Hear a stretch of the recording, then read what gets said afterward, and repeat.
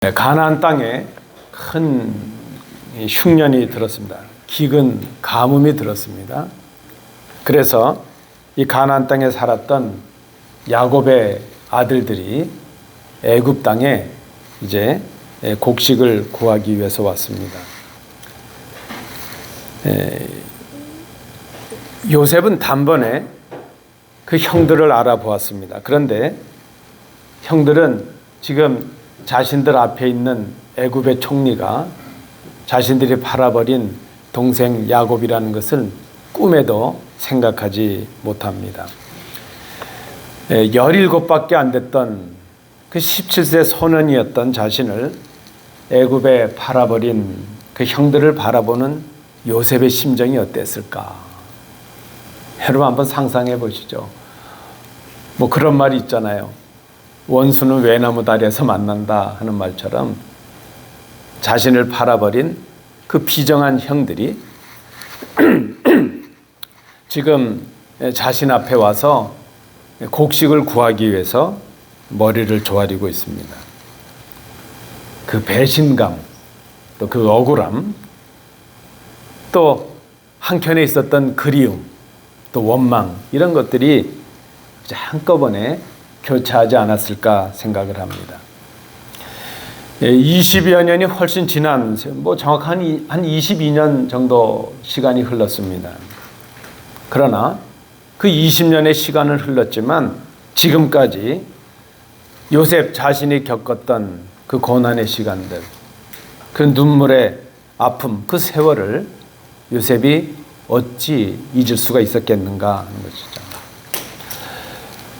이 창세기 내용을 잘 보시면 요셉은 형들의 진심을 시험하기 위해서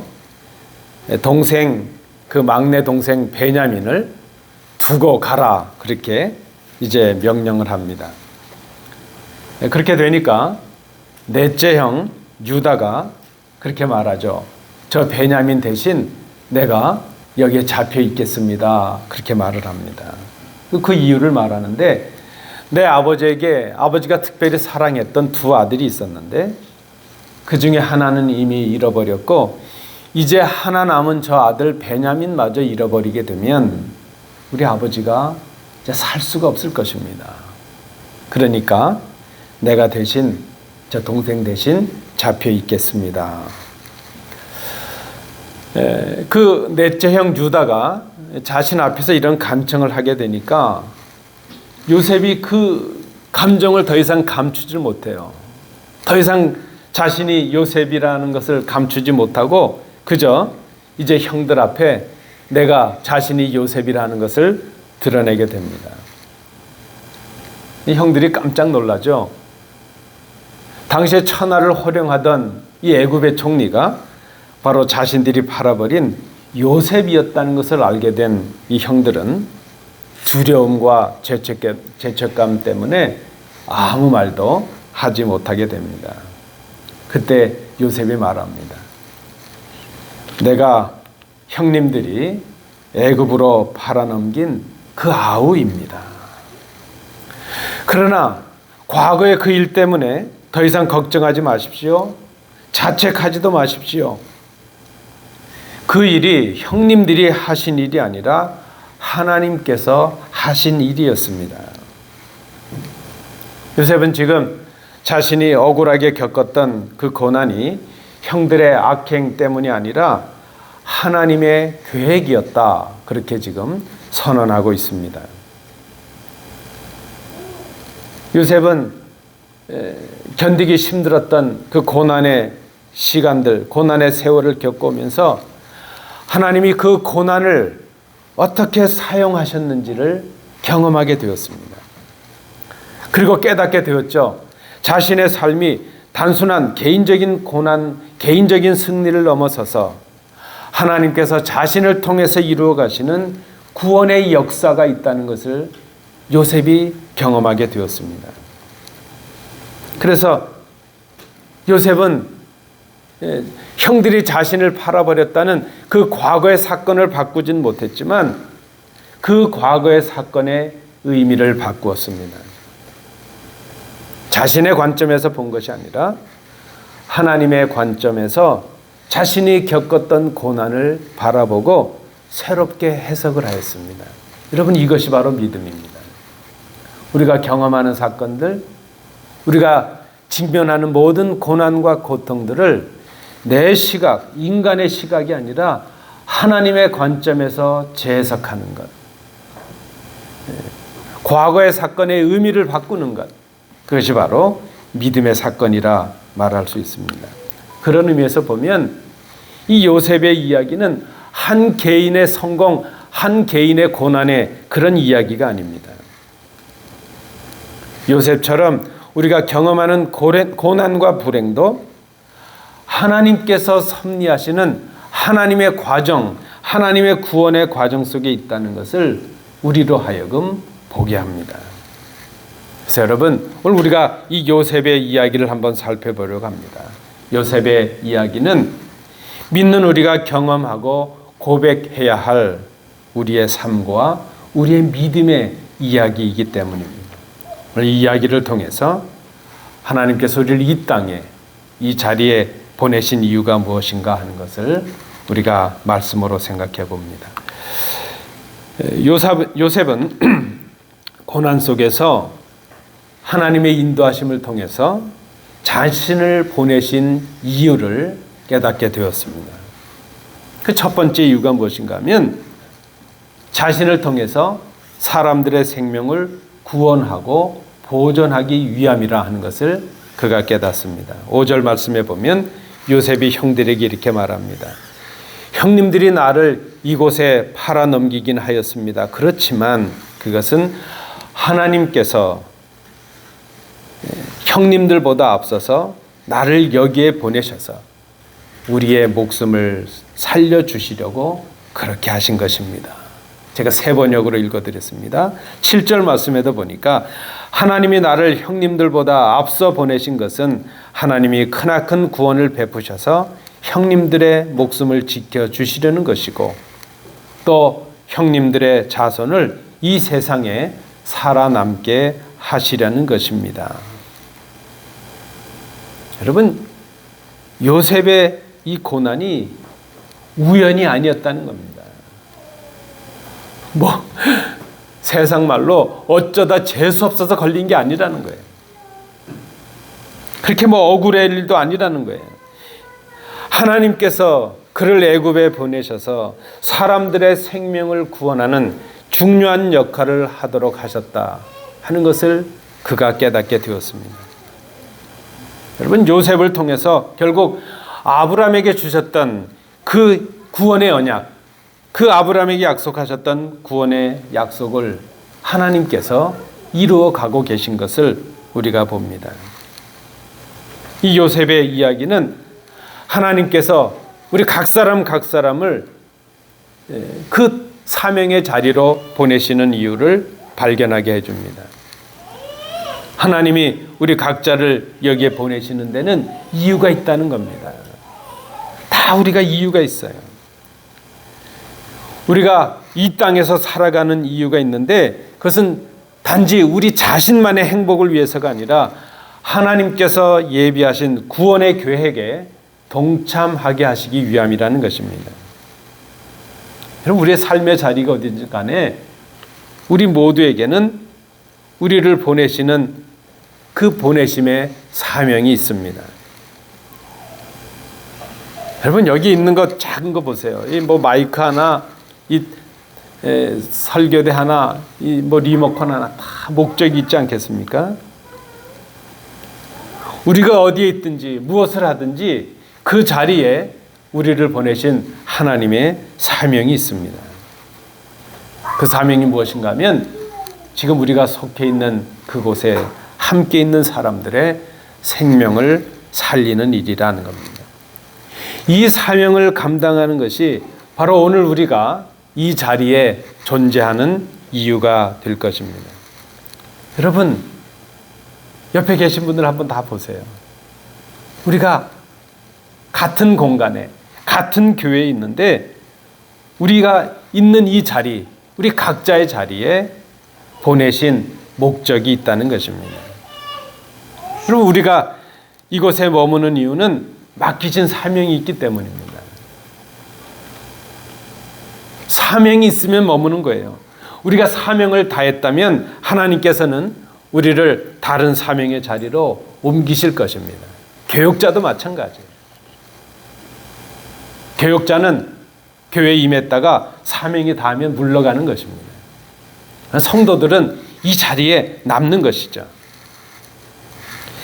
우리는 그냥 나 자신만을 위해서 살아가는 존재가 아닙니다.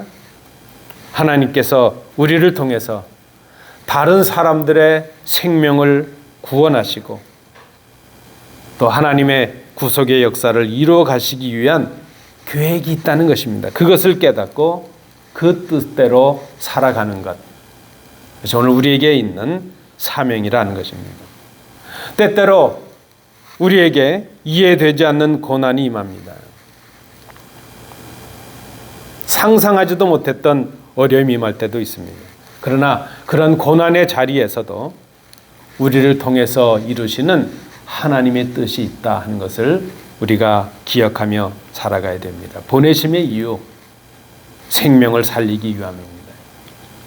우리를 통해서 우리와 함께하는 사람들의 생명을 살리는 일, 그것이 우리를 보내신 첫 번째 이유입니다. 두 번째 이유가 있는데 우리의 믿음을 성숙하게 하시기 위함입니다. 여러분, 하나님께서 우리를 보내시는데 늘 평탄한 자리로만 보내시는 것은 아닙니다.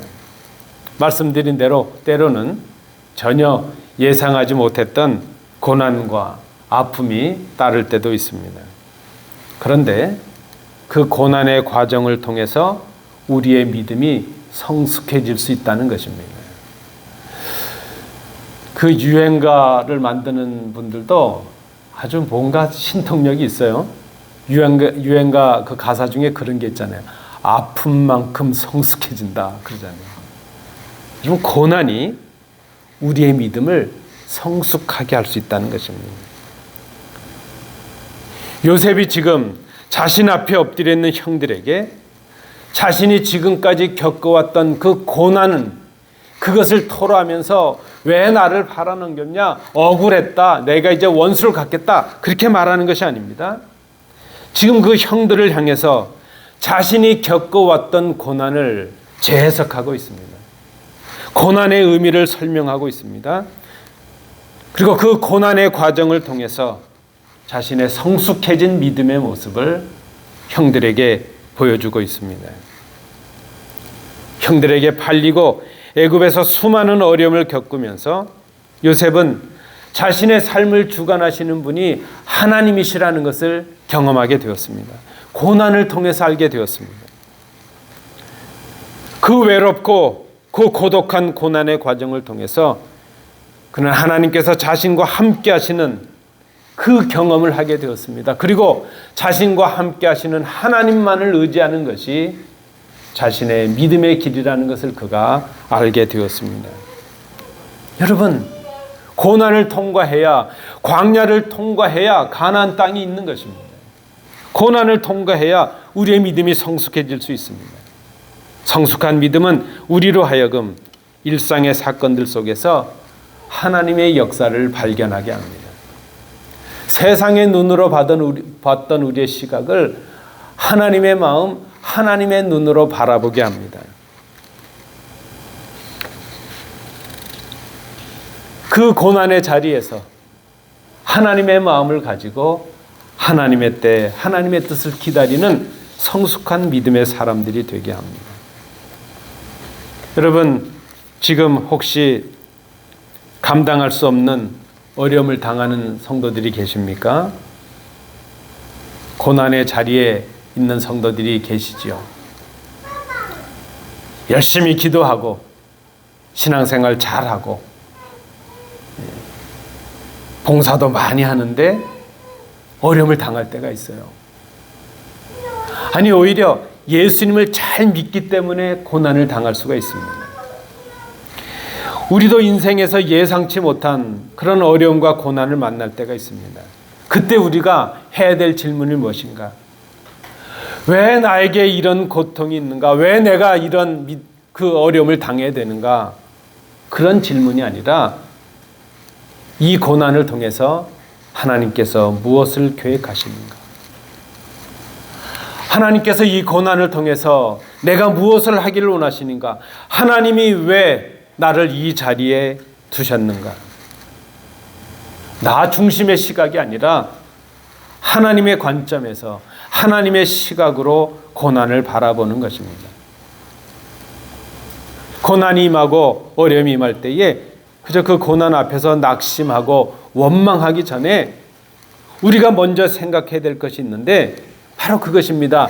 하나님이, 내가가 아니라 하나님이 하나님의 어떤 계획을 가지고 나를 어떻게 인도하실 것인가, 그것을 생각하는 것입니다. 그때 우리는 우리를 향하신 하나님의 계획을 발견하게 됩니다. 그 고난 속에서 더욱 하나님을 의지하고 신뢰하게 됩니다. 그렇게 될 때에 하나님께서는 그 시간을 통해서 우리의 믿음을 더욱 단단하게 하십니다. 여러분, 우리의 믿음이 좀 단단해져야 되겠습니다. 그냥 말 한마디 들으면 낙심하고 뭐 좀 원하는 거 하나 안 되면 그냥 낙심하고, 그리고 참 이상해요. 뭐 잘 안 되면 교회부터 안 나와. 더 열심히 교회를 나와야지. 더 열심히 기도해야지. 뭐 기분 나쁜 일 있으면 교회부터 안 나와. 잘못된 거예요, 여러분. 우리의 믿음이 좀 단단해져야 되겠습니다. 고난을 이긴 요셉을 보시지 않습니까? 고난을 이긴 이 요셉 한 사람의 믿음의 성숙을 통해서 하나님께서는 그의 가족들을 가뭄에서 구원하셨습니다. 그 모든 애굽 사람들을 구원하셨습니다. 야곱을 위시한 그 모든 이스라엘 족속들을 풍요로운 애굽 땅에서 살아가게 하셨고, 정하신 때에 그의 후손들을 다시 출애굽하게 하셨습니다. 요셉 이 한 사람의 믿음을 성숙하게 하셔서 한 가문과 족속과 세계를 구원하는 하나님의 구원의 역사를 이루셨습니다. 그것이 바로 하나님의 구원의 역사였습니다. 한 사람이 필요합니다. 한 사람. 믿음으로 고난을 이기는 한 사람. 어려움이 닥치고 고난이 있을 때에 낙심하지 아니하고 하나님의 뜻을 구하고 하나님을 생각하며 기다릴 수 있는 한 사람의 믿음의 성숙이 이스라엘을 구하고 온 세계를 구원하는 하나님의 구원의 통로가 되는 것입니다. 오늘 이 본문의 말씀을 통해 보니까 요셉에게 임한 그 고난의 시간이 바로 그를 이제 불같은 용사로, 불굴의 용사로, 믿음의 용사로 성장하게 하는 연단의 시간이 되었습니다. 고난이 믿음 성숙의 기회가 되었습니다. 요셉은 그 과정 속에서 하나님을 더욱더 깊이 신뢰하고 의지하게 되었습니다. 아니, 하나님만 의지할 수밖에 없었습니다. 하나님이 자신과 함께하고 계신다는 확신을 가지게 되었습니다. 그 확신이 바로 형제들에게 용서를 선포하게 했습니다. 그 믿음의 확신이 그로 하여금 더 큰 하나님의 구원의 역사를 이루게 하였습니다. 우리의 삶 속에서 겪는 고난과 시련은 하나님께서 주신 자리에서 우리의 믿음의 성숙을 이루게 하고 하나님의 뜻을 발견하게 합니다. 우리가 요셉을 통해서 깨닫는 바로 원리입니다. 고난의 자리에 머물러 있는 것입니다. 여러분, 우리가 늘 경험하잖아요. 이거 어렵다고 다른 데 가면 또 똑같은 어려움이 와요. 해결되지 못한 어려움은 계속 따라옵니다. 요셉은 그 고난의 자리를 피하지 않았습니다. 그 고난의 자리에서 자신을 인도하시는 하나님을 의지하고 하나님께 매달렸습니다. 그랬더니 그로 하여금 그 고난의 자리에서 오히려 고난을 극복하는 믿음의 성숙을 이루게 하였고, 그 고난의 자리에서 하나님의 뜻을 발견하는 믿음의 용사가 되게 하였습니다. 여러분, 오늘 우리가 고난과 시련 속에 있다면 오히려 그 고난과 시련을 인하여 하나님을 신뢰하고 하나님의 마음으로 바라보는 믿음이 우리에게 필요합니다. 그래서 어떤 성경은 그렇게 말하죠. 고난과 환난이 임하면 오히려 기뻐하라는 겁니다. 하나님께서 나에게 복 주시는 기회가 된다는 겁니다. 우리의 믿음이 고난을 통해 자라갑니다. 하나님을 더 깊이 알게 합니다. 여러분, 어떤 분이 그렇게 얘기해요. 식물이 언제 자랄까? 우리 생각엔 식물이 그저 햇빛을 많이 받고 그럴 때 막 자랄 것 같아요. 그런데 식물은 언제 자라는가 하면 낮에 햇빛을 많이 받고 해가 지고 나서 밤이 되었을 때 그 뜨거운 햇볕을 견뎌낸 식물이 그 찬 이슬을 맞으면서 성장하게 된다는 거예요. 우리의 믿음이 고난을 통해 자라갑니다. 그래서 고난 없는 믿음은 성숙해질 수가 없습니다. 어려움을 통과하지 않은 믿음은 성장하지 못합니다. 출애굽한 이스라엘 민족이 광야를 건너지 못하면 가나안에 이를 수가 없습니다. 기억해야 됩니다. 우리의 믿음은 고난을 통해 자라가며 그 고난을 통하여 하나님을 더욱더 깊이 알게 됩니다. 고난이 임하고 어려움이 임할 때 피하지 마십시오. 그 고난의 자리에서 하나님께 매달리십시오. 하나님을 의지하고 오히려 우리의 믿음의 성장과 성숙의 기회로 삼는 것. 우리가 요셉을 통해 배우는 두 번째 우리를 보내심의 이유입니다. 마지막 세 번째입니다. 화해를 이루게 하기 위함이라는 겁니다. 여러분, 우리가 화해를 원하는데 화해를 위해서는 먼저 필요한 것이 있어요. 그것이 무엇인가 하면 용서입니다. 용서 없이 화해가 가능할까? 지금 17밖에 안 됐던 어린 자신을 죽음의 자리로 팔아버린 형들을 요셉이 어떻게 용서할 수 있었을까? 아마 형들을 만났을 때 나이가 한 39쯤 됐을 거예요. 요셉이 30세 총리가 됐으니까요. 요셉이 아버지를 만날 때 나이가 40 아닙니까?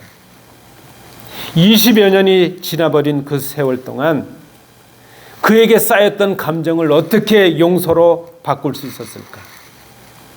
그것은 그 모든 일들이 형들이 한 일이 아니라 하나님이 하신 일이라는 하나님에 대한 믿음으로 가능했다는 것입니다. 내가 당신들에게 말하지 않았습니까? 형님들이 나를 이곳에 팔았지만 그것은 형님들이 하신 일이 아니라 하나님이 하신 일이었습니다. 형님들보다 앞서서 나를 여기에 보내셔서 우리의 목숨을 살려주시려고 하나님이 그렇게 하신 것입니다. 여러분, 인간적인 생각으로 하면 어찌 형들을 용서할 수 있겠습니까?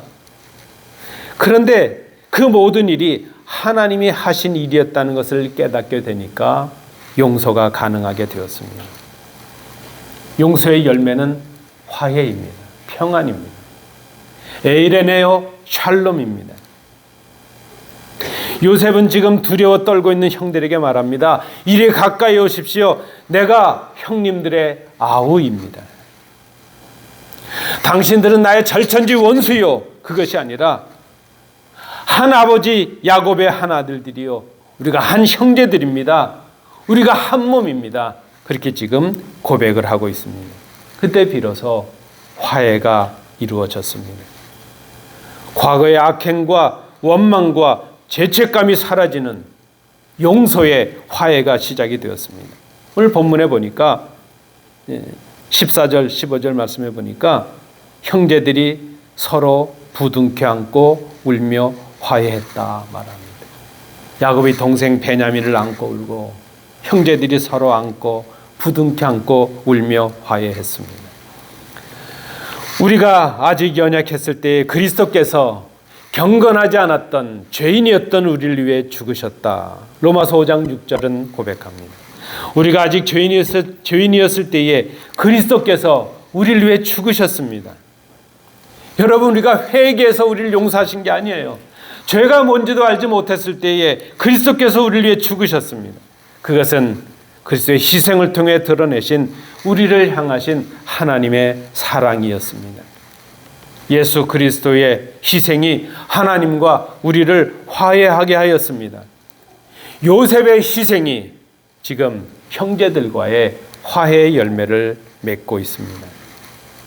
하나님께서 우리를 보내신 궁극적인 목적이 무엇일까?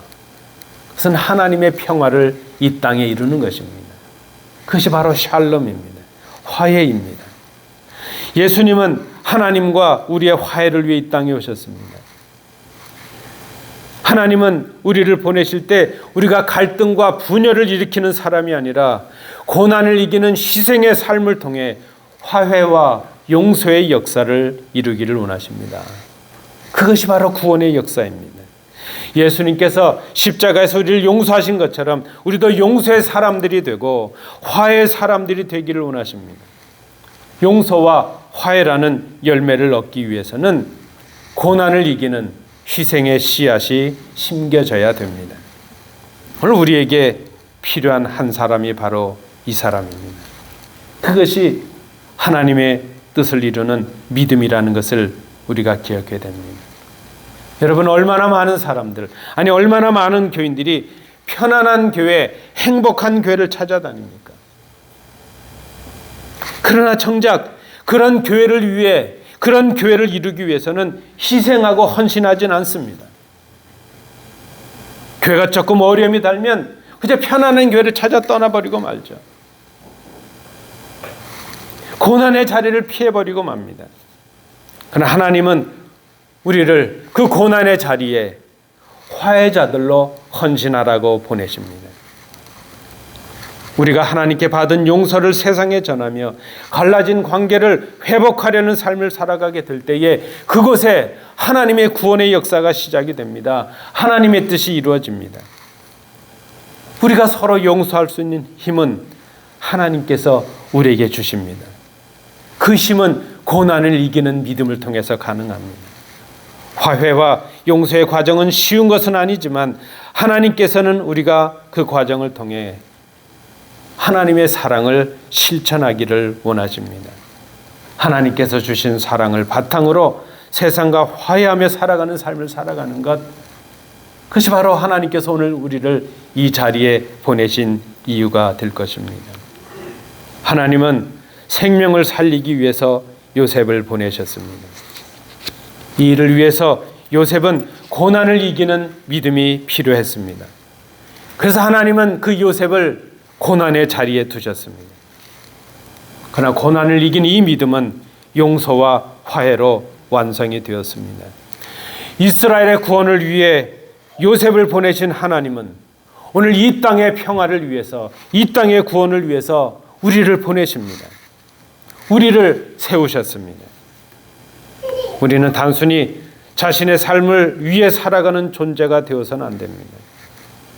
하나님의 구원의 계획을 위해서 보내심을 받은 사람들입니다.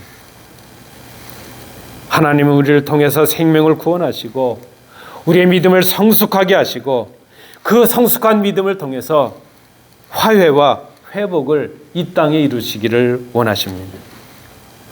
우리가 있는 그 자리가 바로 하나님의 보내신 자리입니다. 우리의 가정, 우리의 직장, 우리의 교회, 이웃과의 삶의 자리, 바로 그것이 하나님의 뜻을 이루기 위해 보내심을 받은 자리입니다. 오늘 요셉처럼 우리의 삶의 자리에서 하나님의 마음으로 그 고난을 바라보고 세상을 바라보고 하나님의 눈으로 우리의 삶의 자리를 바라보고 우리에게 주신 이 보내심의 사명을 감당하는 삶을 살아갈 수 있기를 원합니다. 오늘 우리를 이 자리에 보내신 이유가 바로 그것입니다. 기도하겠습니다.